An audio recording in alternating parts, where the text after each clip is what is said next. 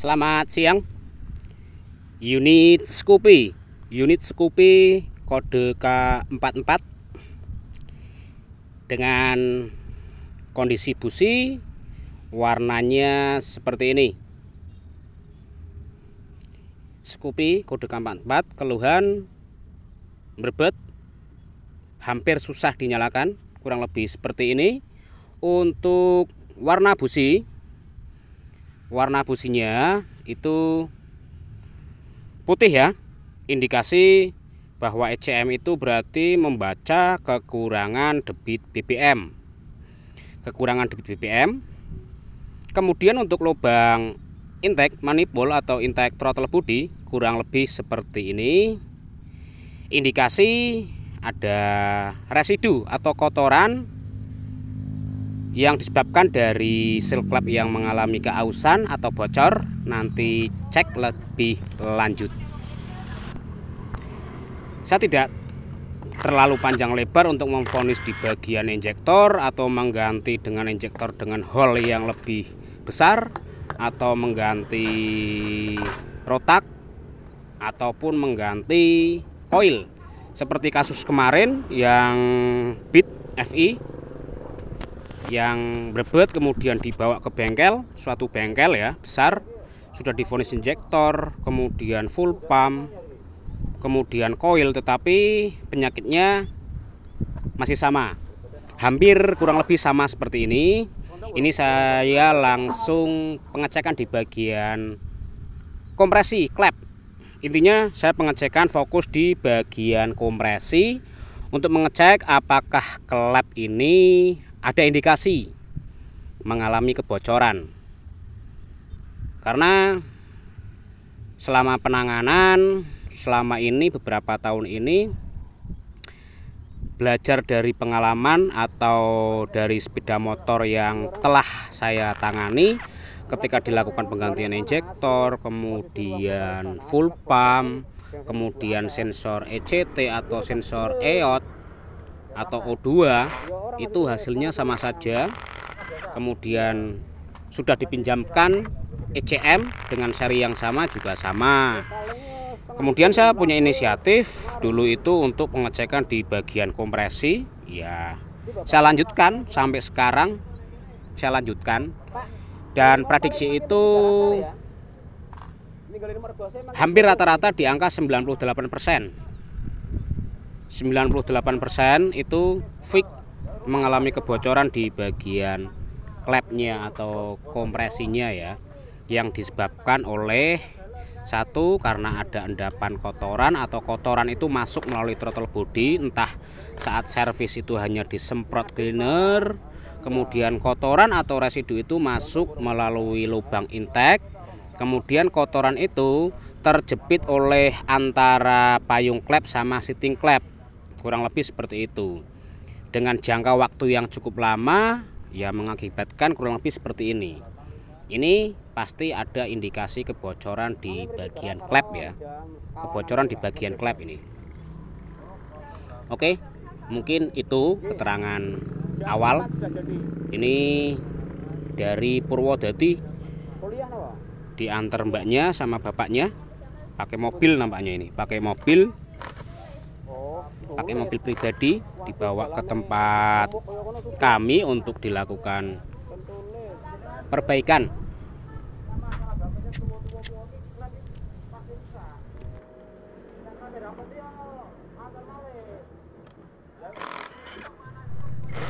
Ini tahap kita cek sama-sama atau kita perhatikan sama-sama ya, di bagian kopnya, khususnya di bagian klepnya nanti.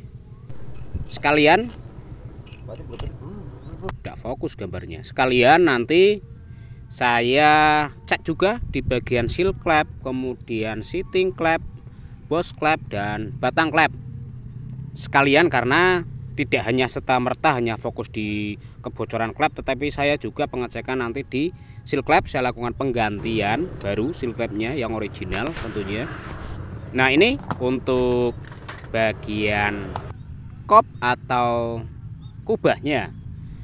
Ini indikasi kerak ya. Ini kerak sisa dari pembakaran yang tercampur oleh oli yang masuk melalui batang klep, karena mungkin seal klep mengalami keausan sehingga tidak bisa menahan oli, sehingga oli itu masuk melalui celah-celah batang klep.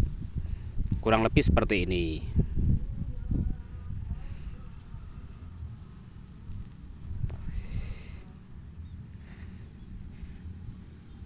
Kemudian untuk ujung seher atau bagian sehernya nanti saya cek. Saya tidak melakukan pelepasan di bagian buring, takutnya nanti ketika dilepas kemudian dipasang lagi, takutnya itu malah berasap, karena posisi ring seher sudah tidak persisi seperti semula lagi gitu loh. Karena ini tidak ngebul putih ya, saya tidak lakukan pengecekan di bagian buring, saya biarkan seperti ini. Karena pengalaman saya kalau saya lepas dan saya bersihkan di bagian ring olinya nanti malahan berasap putih. Ini untuk pengecekan di bagian pelatuk klep. Pengecekan kurang lebih secara detail untuk ngecek di bagian roll pelatuknya apakah sudah mengalami keausan, kemudian nokon as itu apakah aus. Namun biasanya jenis pelatuk roller ini lebih awet daripada yang biasa tanpa roller. Walaupun kekurangan oli itu masih tahan lah, berbeda dengan pelatuk yang biasa Honda Grand, Supra atau C series lah, atau Vega lama, Yamaha model lama gitu.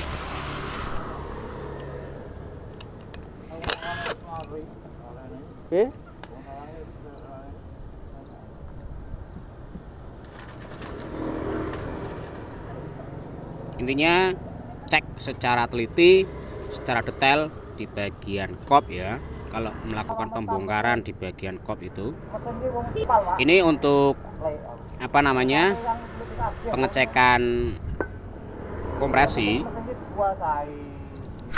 pengecekan kebocoran kompresi ya. Nah, fix klep mengalami kebocoran. Ini menyebabkan boros BBM ketika dingin itu susah sekali dinyalakan atau langsam. Tetapi ketika mesin ini sudah mencapai suhu maksimum panas, itu normal biasa.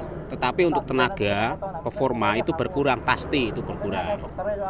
Karena ketika mesin panas, BBM masuk ke ruang bakar otomatis bisa terbakar secara sempurna karena suhu mesin itu sudah panas. Tetapi kalau dingin pagi hari itu sangat sulit sekali untuk dinyalakan, bahkan langsam pun susah. Kurang lebih seperti itu penjelasannya. Kemudian di bagian seher ujung ini nanti saya bersihkan, tidak saya lepas ya. Untuk kop ini hanya membersihkan pakai cleaner, tidak bisa, namanya harus di amplas nantilah. Nah, ini bisa dilihat hitam seperti itu, bisa dilihat ketika panjenengan melakukan semprot cleaner injeksi, cleaner injeksi atau cleaner karbu. Nah, kurang lebih seperti ini. Jadi tidak akan keluar secara maksimal melalui lubang knalpot. Sering saya katakan tidak akan maksimal keluar melalui lubang knalpot walaupun asapnya itu hitam. Itu ya. Itu edukasi sebenarnya ya, terserah, intinya terserah pengguna atau mekanik lah.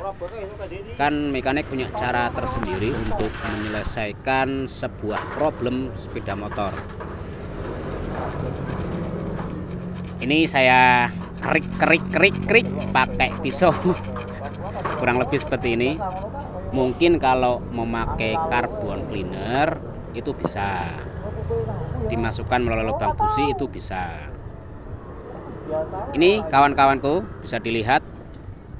Ini terhimpit ya, kotoran itu yang masuk melalui totor body itu dia terhimpit di sini, terhimpit di bagian payung klep ini. Bisa dilihat kan? Ini loh. Ini terhimpit menyebabkan kompresi itu bocor. Ini saya kerik pakai pisau. Nah, jadi hati-hati saat melakukan penyervisan. Jangan sering menggunakan cleaner karbu semprot melalui lubang throttle atau lubang filter. Itu pasti akan tergencet kotorannya itu di antara payung klep dan seating klep. Semoga bermanfaat. Mohon maaf kalau saya terlalu panjang lebar pidato atau ceramah lah ya. Kalau memang video saya bermanfaat, semoga bermanfaat lah intinya. Ya mudah-mudahan bermanfaat lah. Saya yakin ada manfaatnya. Walaupun dilihat satu orang, entah itu mekanik atau mekanik pemula atau konsumen yang bisa utak-atik mesin, ya semoga bermanfaat lah dengan adanya edukasi atau penjelasan dari saya. Ini untuk bagian seher saya kerik pakai pisau, nanti ya pakai amplas lah, kemudian semprot cleaner, kemudian kasih BBM biar kurang lebih seperti ini, nanti dibersihkan, kemudian kompresor, telaten lah intinya. Itu hasilnya lebih baik. Ya. Jadi misalkan motor ini itu hanya diganti misalkan injektornya atau saringan full pumpnya atau rotaknya, itu pasti tidak akan maksimal karena di sistem data FI altitude-nya itu terlalu tinggi. Mohon maaf tidak saya videokan karena sudah sering saya videokan. Kemudian ini setelah saya lakukan penanganan, skur ulang dan lain sebagainya untuk pengecekan di bagian kompresi.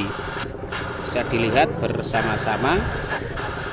Sip ya, tidak ada gelembung.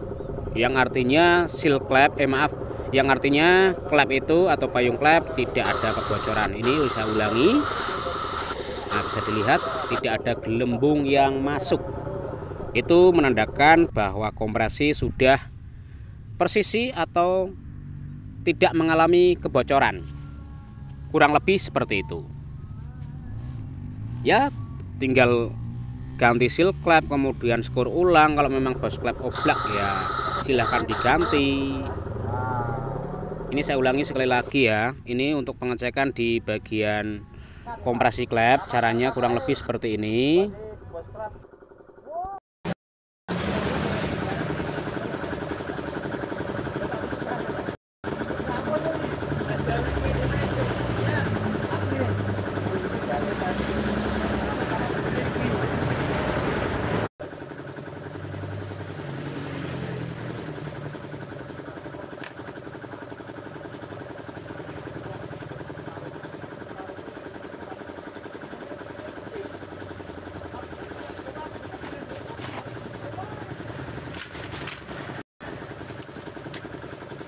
Mungkin untuk proses perakitan nanti saya skip aja ya, biar videonya itu tidak terlalu lama. Yang penting endingnya motor ini selesai ya, daripada nunggu atau videonya durasinya terlalu panjang. Mohon maaf untuk bagian-bagian tertentu saja nanti yang saya videokan atau saya upload. Mohon maaf untuk menyingkat waktu. Intinya yang bermasalah Scoopy ini ketika pagi hari susah dinyalakan, kemudian susah langsam, ketika mesin belum begitu panas ngempos atau berebut, ya silahkan cek di bagian kompresi. Oke.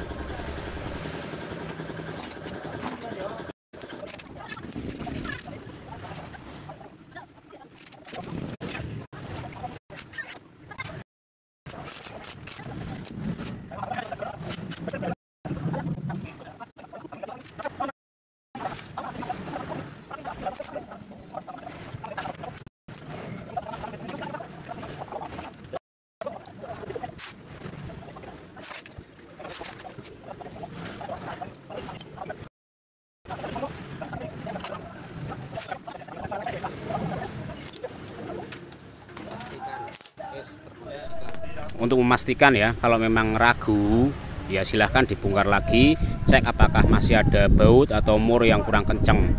Intinya pastikan semua benar-benar sudah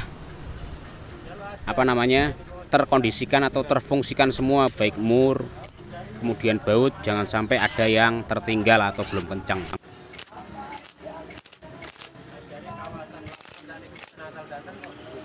Ini dengan pemilik sepeda motor ya, dengan bapaknya ya, ini ada komunikasi.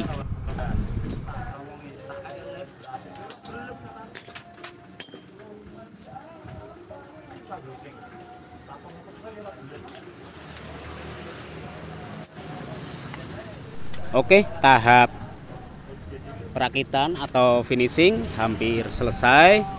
Nanti kita tinggal dengarkan suara mesinnya atau engine-nya setelah saya lakukan pembongkaran, apakah masih sama susah untuk starter atau bahkan lebih parah. Mudah-mudahan sih langsung clear, selesai, tidak ada kendala lagi.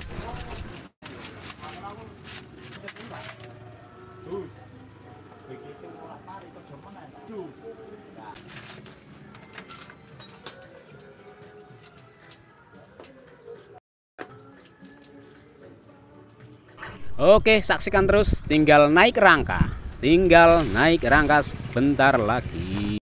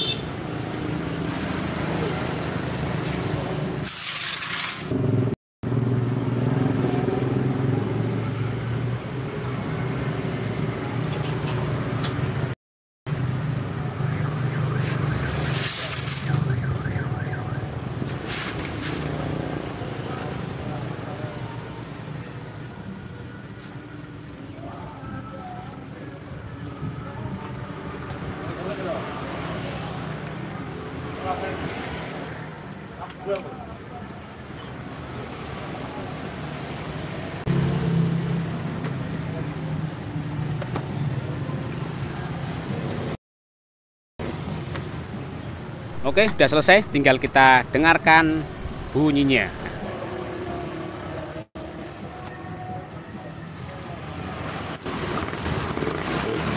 Oke, mesin sudah langsung tokcer dengan sempurna tanpa ada kendala.